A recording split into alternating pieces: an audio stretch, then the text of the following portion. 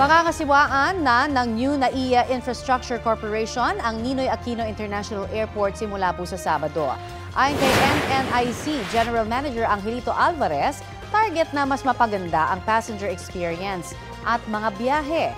Kaya kabilang sa mga plano nila ang pagbabago sa terminal assignment ng mga airline. Kinukonsulta pa ang airlines kaugnay nito at unti-unti raw ipatutupad ang bagong terminal assignment sa susunod na 2 taon. Target din ng NNIC na sa loob ng 5 taon ay tumaas ang passenger capacity ng NAIA. Umaasa rin ang NNIC na madaragdagan ang mga bagong toilet, air conditioning units at mas magiging mabilis ang internet connection. Ayon sa NNIC, hindi tataas ang terminal fee sa loob ng unang taon nila. Kapuso, para sa mga maiinit na balita, mag-subscribe sa GMA Integrated News sa YouTube. Sa mga kapuso naman abroad, subaybayan nyo kami sa GMA Pinoy TV at sa www.gmanews.tv.